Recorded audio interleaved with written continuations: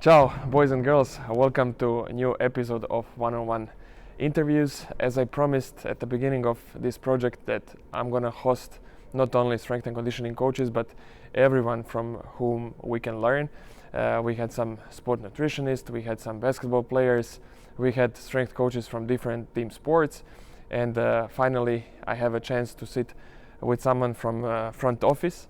And today, I am with Claudio Coldebella, currently sport director of Unix Kazan basketball. Maybe some of the older guys will remember Claudio as a basketball player. He had a really good international career, but last 10 years, 15 years, you have been enrolled mainly as a front office guy. So welcome to the episode. Thank you for your time. Thank you for calling. Nice to share thoughts, learn from others is very useful, I think, and congratulations for this idea. Thank you. Let's start to talk a little bit about you as a player, just so younger guys can get to know you a little bit better. Tell us a little bit about your player background, and then later on we move to the business. Okay, I'm 52 going to 53, so I'm 68 born. I think it was a pretty good generation in Europe. Some of the guys that I used to play against or together was after I had a chance to have great careers. An important moment of our generation was even many different countries was on the top of the European basketball. I had the chance to play in great clubs. After 7 years in Virtus Bologna, I had the chance to win championship with Bologna. I remember very well was the winter of '95 when Jean-Marc Bosman decision to sue the UEFA and open the market for the European, not only basketball, football, European sports. So was a key date for many of us that had the chance to play in different countries. So I had the chance to go to play in Greece for 6 years, and after I went back to Milano, the actual Olympia Milano, to the Armani, where I finished my career there. And this is more or less is 20 years of basketball. I finished when I was 38. I started to think your question, how you get to 30 years old. Of course, you have to take care of yourself, but this is something that we're going to talk after. Of course, 20 years is something that you see different how basketball is changing, and it was a nice run. Excellent. And how did you decide to become a front office guy? Was always something in my mind. I think basketball somehow give us a lot when you play. Take us, give us so many things.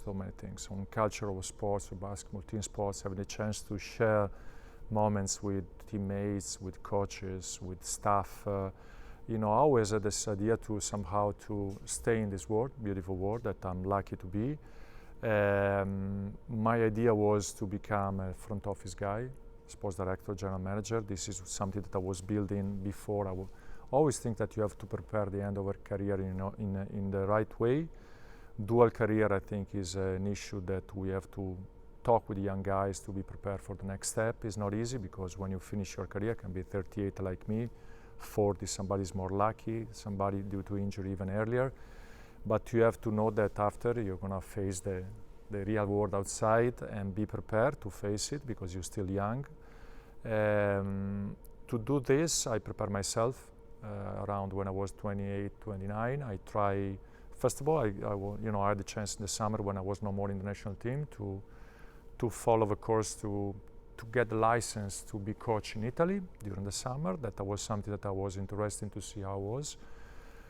And prepare myself with courses, online courses, to be a sport director, a GM, a manager in basketball. So I followed in this.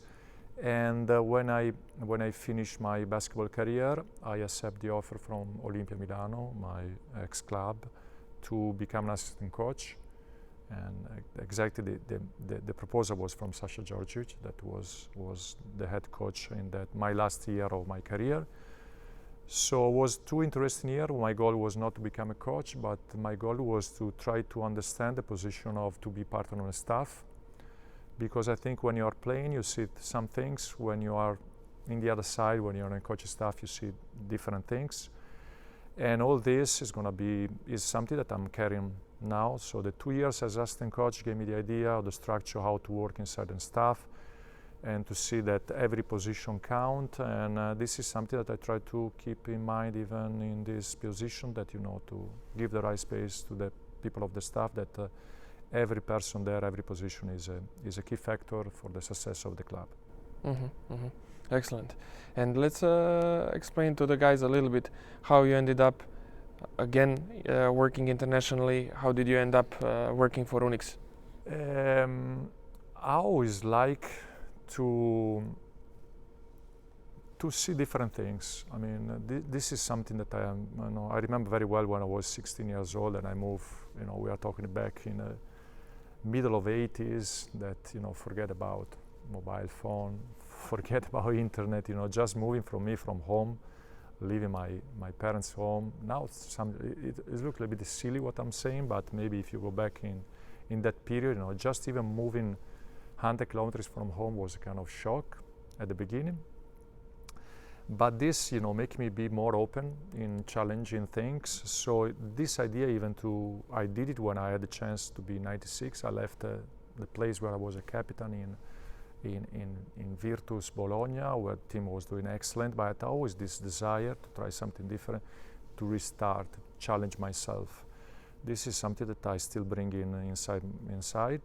So when I had the chance, when I working as a general manager in Italy, after my experience even 3 years in the league as a general manager, I went back to my last club was Varese for 2 years, and after I had this opportunity to go to take this position in Russia as a sport director, where VTB is a great league. So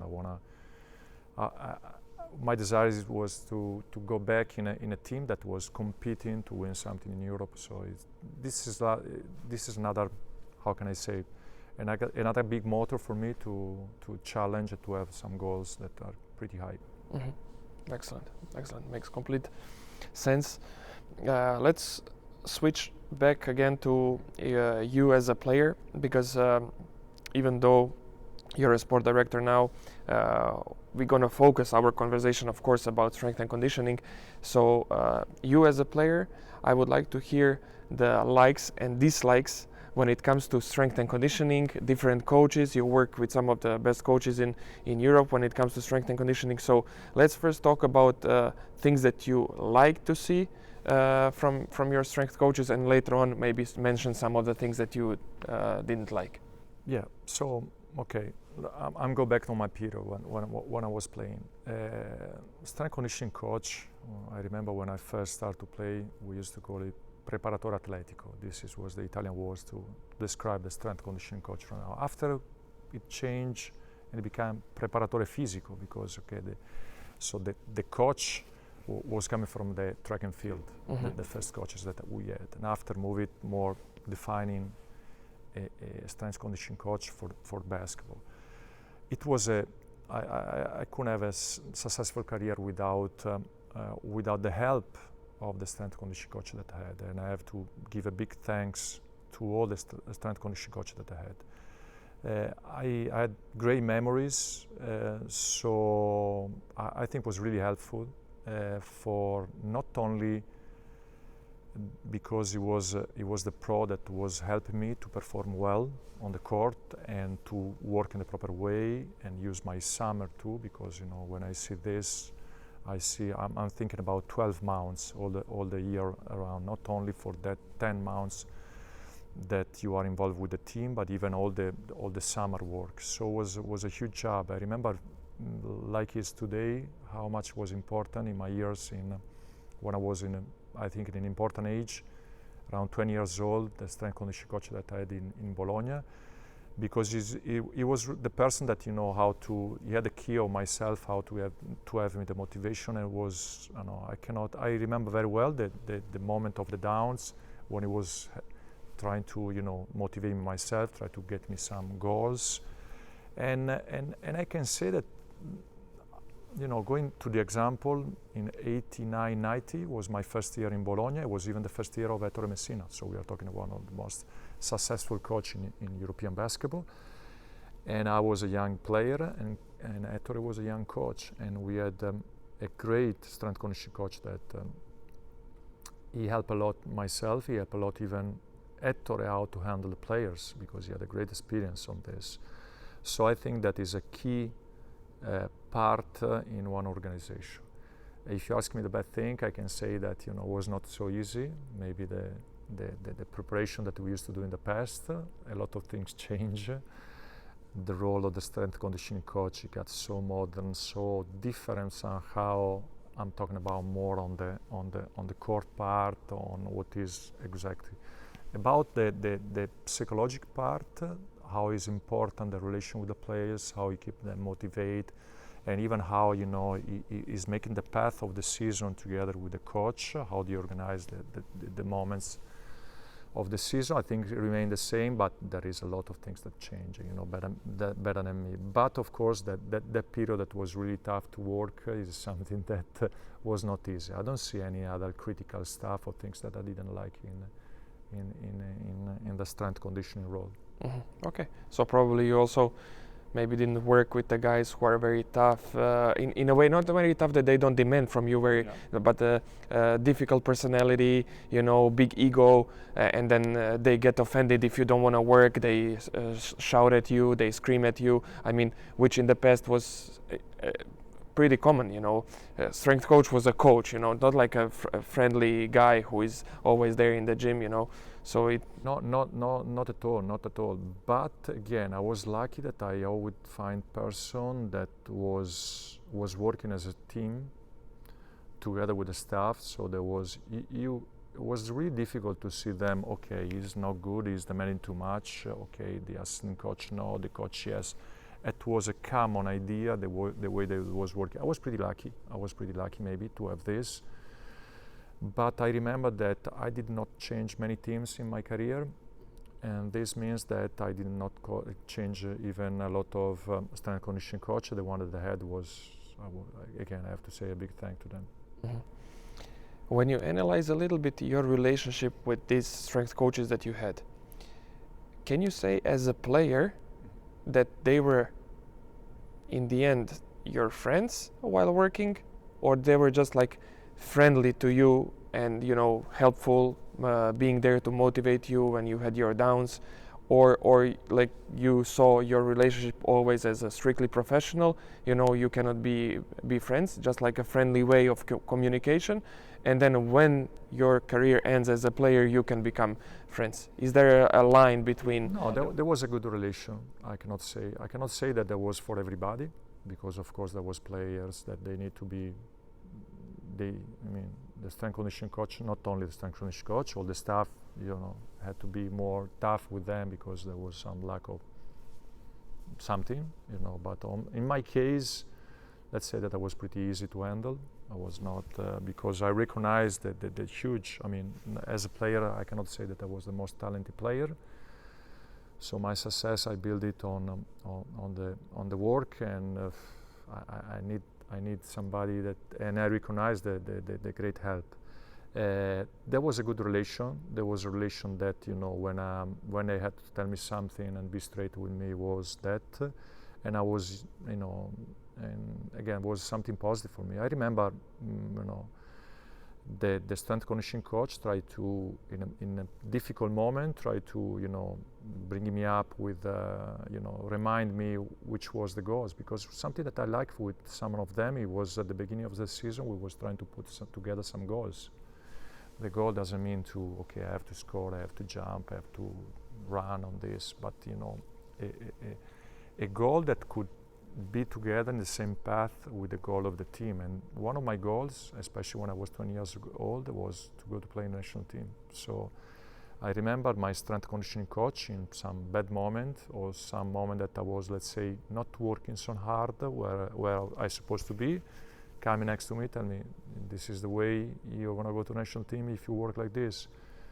So when you expose yourself, when you give your word, when you promise something that you're going to do, It's important you keep your word. And I remember that Stan coach was coming to me if this was not going to happen. So the way to motivate the people, I think, is a key talent for who is making this job. Because at the end of the day, you are working with person, with human being, and different players are coming from different culture. They have different background. They have different habits in the strength conditioning area. So it's not easy for the person in charge of this to put them everybody together, motivated everybody, and make the things that he has to do. So the mental part is really, really important. Excellent. I really like it how you put it, that once you share your goals, especially your goals as a player and his goal for you as a player, then later on when you will have tough moments, and there are tough moments, especially nowadays with even more games than it was in the past, with more traveling, with more time being away from families, and then if you have these goals and if a strength coach is completely aware of not only goals that he wants to achieve with the player, but what player wants to achieve by himself, I think it's a very good thing that you can share and grow. Absolutely. Grow together. Let's move a little bit now to sport directing part and the front office job that you have. I would like to hear, you said already that strength and conditioning coach should be like a good important position in one structure of organization of the club. Let's talk a little bit about other people that you consider very important in the organization of let's say support staff. So we put on the side head coach with his 2 or 3 assistants. Okay, that's a coaching department. Then support staff and medical staff. I would like to hear your opinion. What are the people who should be involved in like one serious organization? Doesn't matter if it's football, basketball, any. As we said, sports in last year changed a lot. Basketball changed a lot. I don't want to say game changed. It's more physical. I mean, and the schedule of the championship, national teams, and everything. I mean, it's difficult to compare. A lot of things change. We start at the beginning when we were talking about Preparatore Atletico, and maybe some years before there was not even that role in the team. Now, a serious organization with today basketball, I think, but not only basketball, I think has to have its own professional person. What I'm saying now is an idea that I have years, and I think there are some key key pros that has to be part of the club, because the role of the strength conditioning coach on the medical part, as I said, there is the factor of to follow the team day by day, preparation, be prepared of the game, loading management, all this during the season, where the goal is to make the team perform as best way as possible. Knowing how much is difficult to prepare a good budget to compete, you know how you have to give value of the product, and the value is that, you know, to win games you have to have healthy players. Always have healthy players is so difficult, but at least the risk of injury is something that you have to put in consideration. To avoid all this, you have to be prepared. You have to have the right professional person next to you, that they work in the right way. And so going on this, there are the factor, even in that when a players get injury, that you have to make him come back. And there is always the two sides of the things. How much time I have. On one side you have to somehow to rush, but the health of the player is something really, really important that you have to take in consideration. So as we said before, the goal of the players and the responsibility of the players and the goal of the team. And that's why you don't have to keep, I go to the point, you don't have to keep to change your personnel, your pros so much often, like in somehow with the coaches, we would like to have everybody 10 years a coach in the team with the staff, but it's not so easy. But there are some person, I think, that has to be part of the team for what is the data that the club has to build. Data department, I mean, is really important on the medical part and a strength conditioning coach. And I think that the future is to have your strength conditioning coach for many years there, where he build a performance department and of course a medical part that is on the doctor, on the physiotherapist, on all the person that are involved in that area. Mm-hmm. What would happen, let's say we talk 5 years in a future, you're a sport director in a club, you manage to build exactly, and you for the last, let's say 2-3 years, the performance stuff is stable, you have a doctor who follows the team for many years, you have a physio who works for many years, massage therapist there works for 2-3 years at least, then you have a strength coach who built his performance department, he's there for 2-3 years, okay, he maybe has an assistant for a rehab or a young intern, but in that case we change, for example, head coach, and head coach wants to bring his own strength coach to work with. How would you manage that situation? If there is a budget, like money is no problem to pay, for example, both coaches, strength coaches. In that case, how would you approach? I think that if you can build that kind of organization, as you said, with a very good department, with all the medicals, how they recover the injuries and everything, and the strength conditioning coach. Let's say that when I'm talking about this, I'm talking not only about the top team, the senior team, I'm talking even about all the youth department and everything, because I really believe that the club in this case has to speak the only one languages, and has to be the chart of the person involved has to be very clear on this, where the last word in the strength conditioning department, in the performance department, is the one of the in all the club, in all the from youth to the top, has to be one person. So if you can organize your team in this way, I think can be an issue sometimes, because I know that there are coaches that maybe they are coming from different experience where they was not they had not so positive experience on this. But the club has to be strong on this, and to prove that the way they build the structure is not that the strength conditioning coach is there for no reason. There is a reason very important for this, because one of the things that I think we do not give very much importance, because it's a turnover of things. We have players that stay here unfortunately 1 year, no more. Somehow soccer is more ahead of us on this.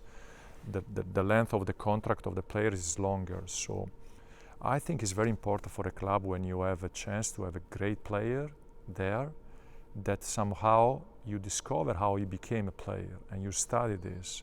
And this is something that we do not give so much importance in the year, because we just want that he perform. But I think that now with technology helps you even to understand how that good player become a good player, how is his background and everything. And if you can bring and get from these different cultures even, and you can make your own culture, it's going to be easier for a coach that comes to embrace this culture. But you have to build this, and you have to be, somehow it's not going to be easy for him, but I think at the end of the day he will see the benefits. It's not easy, and I don't think it's not correct to force things on these things, because of course even the coach has to be is a key things. At the end of the day, is going to be on the top of all this. But if he's going to understand that what is the work that is already been done, and that role is important, he can get something important. After, can he use it or not? This is something different. And I'm talking about, when I say can he use it or not, all the feedbacks that the strength conditioning coach can give him. When he's talking about injury, the risk of injury of the players, the overload, the load management of the teams. There are some examples in football, in soccer. I had the chance to work and go to see the Milan lab that AC Milan soccer team in Italy that I think was one of the first to build their performance department, with Daniele Tognaccini, that was so many years there as he was in charge of that department, and I think it was a perfect example. AC Milan, I think, was one of the first clubs that used to have always their staff there, and the new coaches was coming.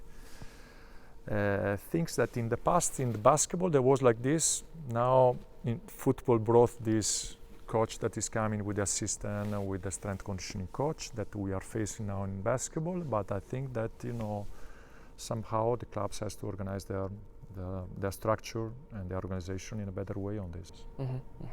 Excellent. I would just like to touch one more topic, one more position regarding the organization. We covered the medical performance department, strength and conditioning department. Let's talk a little bit about sports psychology and mental coaching. How do you see that part? Do you see it as a very valuable or not so important part of team success? Would you ever hire, if there was a good budget, would you ever hire a sports psychologist to be full-time with the team, or a mental coach? What's your opinion on that? Nice question. Tell you the truth, I will, if I had the chance, I will hire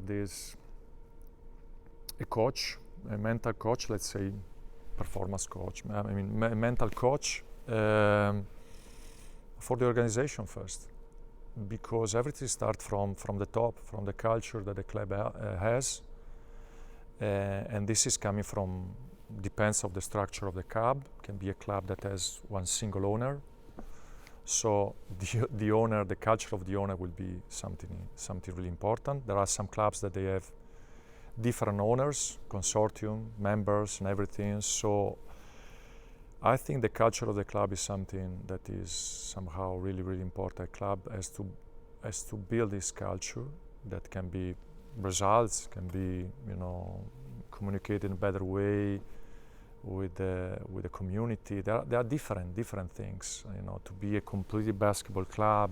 I mean, the culture of the club is something important. To do this, you have to, you know, from the top to down, you have to make the person that are working there involved.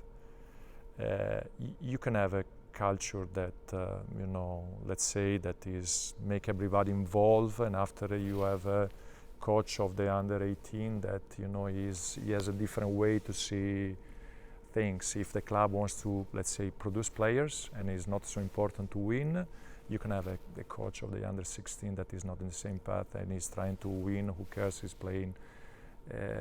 I mean, you know how these things is working. So I think that if I could use, I was thinking to use, especially with the coaches, with the staff and everybody, that they have the same idea, the same philosophy, that they work, and they have the same mission and goals and vision of that the club wants. After that, you will see, will be much more easy to have the players that at the end they are going to be the key factor for everybody, because the end is that the product is going that way. It's going to be easier for them to embrace this philosophy. If you go directly there, missing all the other people that are around, that are again so much important, I think is waste of time. I mean, can be useful, but I don't think you are using in a, I don't want to say in the correct way, but it can be not so great, the good results, as you do it if you do this on the management side. Excellent. And do you think that the mental coach can be also of great help for individual performance of one player? Yes. I think the mental part is so important. We can see how, and that's somehow is the beauty of the sport. We can see somehow the players that they play in one team, they play well, they go on another team, they struggle. There are a lot of things. I think the mental part was important, is going to be always more important. The mental part and how a player is a factor of this, he feels embraced, motivated and everything is what, you know, change. I mean, you can see the teams that have this or they have a lack of this is so different. So I really think it's something really important. I give a lot of value to the coach, the coaching staff, and all the staff on this, that they are so important, because at the end of the day, you said at the beginning, playing in a team that is in top leagues in Europe, they are playing the cups and everything. You know how we are together so many days. We are really become a family. Some of them, we sometimes forget even the part outside the job, that it is the family of the players. I think this is something that we have somehow to get better, because sometimes we do not give importance to this, and it's a key factor. Even in 2021, you cannot think that not something that you have to take care. A club has to take care in all this. We have to become more family friends on this, more player friends of this, because at the end, if you're going to give, for sure you're going to get great results back. Excellent. One different question. What is your focus during the game? What do you look at during the game? Games where my team is involved, games where not my team is involved, where games are not, I like to watch basketball. I really love basketball. If I have a chance to go somewhere, even this summer, to see games, can be youth tournaments or summer leagues or national team tournaments, is always a pleasure.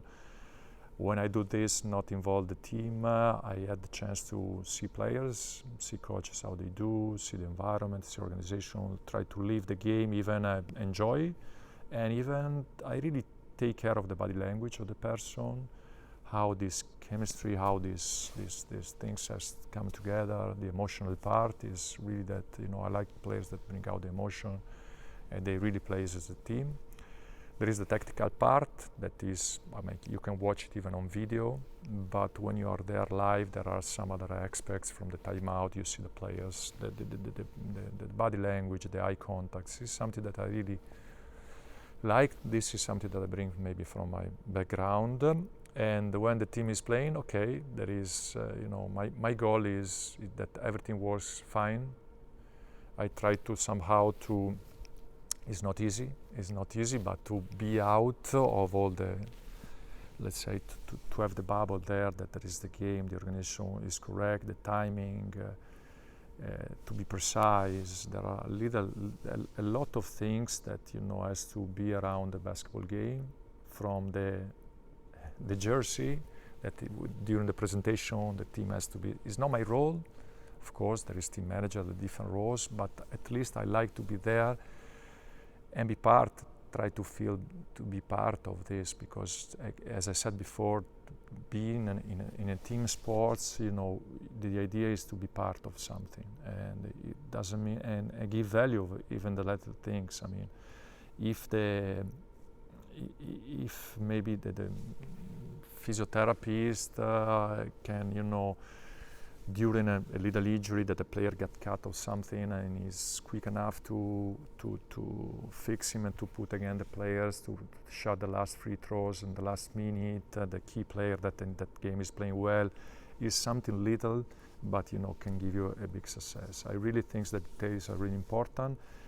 My job there, I cannot say that I'm really much involved with things, but when I see the games, my big focus and concern that everything is fine on this, and after, okay, I cannot say that I enjoy the game so much, because there is for sure a part of stress, but to be there and support them as much as I can. Excellent. Let's finish the interview with one question again about strength and conditioning. I would like to hear, for the end, what are the personal qualities, personal traits of a strength coach that you always like to see, and that if you hire a strength and conditioning coach, that you would demand to have?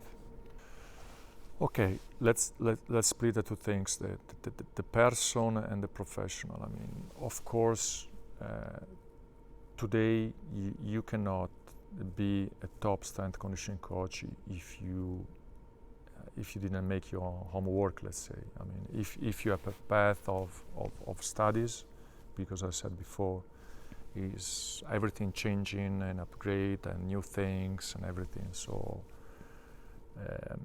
that's really important. That's really important because you know very well that at the end of the day, same things for the coaches. You know, the players, they read you in 2 seconds. They scan, they see who they have in front. Because I don't want to say that it's always comparison thing. You compare things, but I said at the beginning, teams sometimes they change. If they are lucky, 3 players, 30% of the team. There are some situations that you change more. Teams are different, are coming from, they have different habits, they remember how was the things that they had before. So it's really important that the players, they feel like, okay, he's gonna help me to become a better player. He's gonna help me to reach my goals. He knows his job. He knows how to handle this. He will help me to become a better, you know, to cover my weakness. So that's something really important. That of course, this is something that we have to, before we hire a strength conditioning coach, we have to study this and to see that that's something important.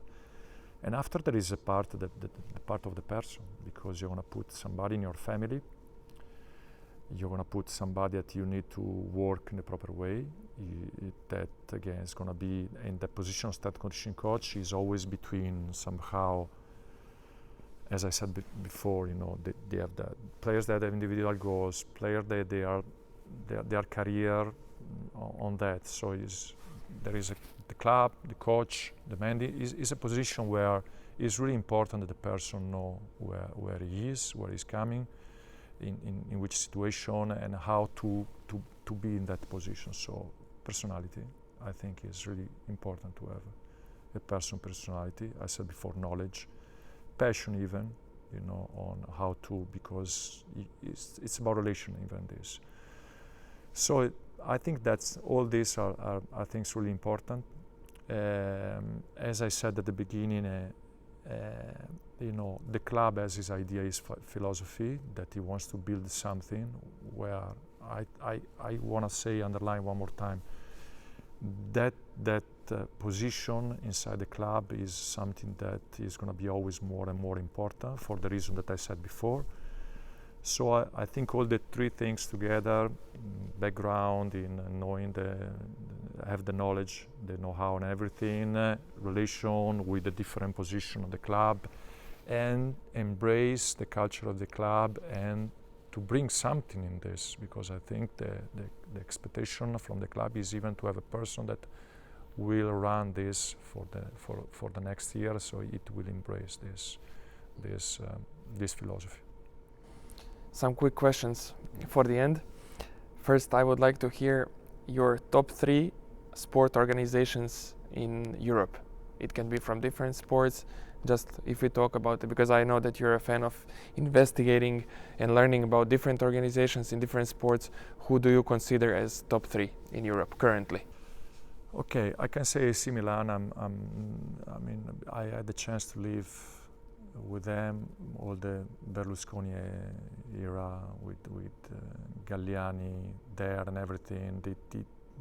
I had the chance to see the way they was working. They was achieving, winning Champions League and everything. And there was one of the first team that they built their sport facilities, and the way they build the sport facilities, taking care of all this, I think was a big example for everybody. I love it in the marketing. I mean, that was really great. I had the chance to see them, and I think was really. And what I like them is they was always open to show, because I mean, what you are doing now is, you know, you're an open book. I mean, you and AC Milan was great on this, because I know some teams was desire to go to see their facilities, the Milan lab that they build and everything. They was open arms to make people, and that's really I like, because I think we have to be more, try to do the things together, try to make this basketball world better together, not just, you know, to share things. I will surprise you with I'm moving from basketball to swimming. Okay, not a great swimmers. I like salty water, so swimming on the vacation. But I have a friend that he really built a great organization with the swimming club, where he was, swimmers is an individual sport. He brought a lot of things from the team sports in the individual world. So he trained top, used to train, and after he became the GM of an important club that brought swimmers from all over the world, the top swimmers, and make them work with as a team, and he give them all the best pros that all the swimmers need. Mm-hmm. Biomeccanico, strength conditioning coach, orthopedico, chiropratico, osteopath. I mean, and it's something new for. So I love these ideas that you can always do more, and you have to bring the athlete in the middle, but a great organization around. What is the club? Energy Standard is the club, and I really love the way that they embrace this idea, because in the past it was very individual, the things. The third, okay, I go back on my period in Benetton. I had the chance to work in Benetton. Right now there is no more the Benetton of the basketball world. That's separate. There is a new start with Treviso with the basketball, but I had the chance to come after Maurizio Gherardini. And okay, I get the last period of Benetton. That was one of the best clubs in Europe. And I think that I had the chance to really see, and this gave me a great help, where I learned a lot of things from the Benetton basketball world that was really important. And I'm sure that I'm missing a lot of nice examples in different sports, but let's keep these three. Yeah, I mean, it's yours, and many GMs are just focused on their own sport, and this is what I like about you, because every lunch we talk about different sports, about different results in from skiing, swimming, all the way to volleyball and handball and whatever.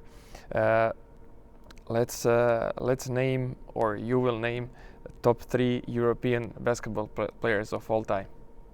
Who do you consider? Okay, I say Dino Meneghin. That a couple of days ago was his birthday, because I grew up with him as an idol. Okay, and I think Dino was. I had the chance after to work with him in the national team. He was our chief of delegation. He was ours, So growing up with an idol, I mean, be fan and play against him one time that even was not so easy to play against him, and after having in the national team in Armani Milano, he was with us, so I could see the player. For me, every time I was with him, I was incredible emotionally to be with him, because he's really for me the best player ever. In Europe, I can say that okay, I want to say names that somehow affect me. I think I had a chance to play 6 years in Greece, thanks of Nikos Galis. You say why? I mean, you didn't play with him. I mean, he was not your coach. He was not working. But I think the Greek basketball from '87 and after 1987, when they won the European Championship, when there was this player that was 186, 187, amazing, that was scoring 40 points and make one nation, one country become basketball addicted since then. And after I had a chance to go there to play, so and I think that all the Greek basketball players and coaches, somehow they have to say thanks to Nikos, because he was him and Giannakis and all that generation of players that they really brought basketball inside of the home of every Greek families. So I like to say him.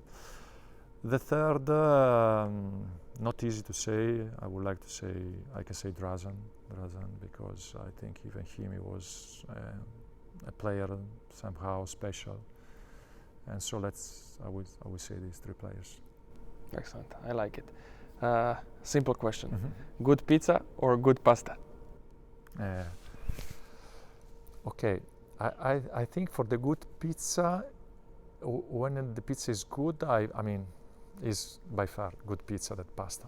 But from the moment that I cannot live without pasta, okay, I don't want to say every day, but in Italy we like to eat pasta every day, but it's more difficult to eat pizza every day. So it's nice competition. But I say like a good pizza. Good pizza. Okay, last one. What's your favorite wine? Okay, there are not only one, but there are different wines. How much time we have, because I can talk about one. No, maybe another episode for wine. Exactly. Okay, I'm from Treviso. I don't want to say Prosecco because no, but okay, red wine. Let me have one. Let me have one red. Let's say one Amarone. I keep my region. I was ready to go to Tuscany to get some wine from Tuscany. I want to stay from my region, from Veneto. So in Verona we have some great Amarone that is really good wine to have in company with friends and share and talk about basketball is the best thing we can do.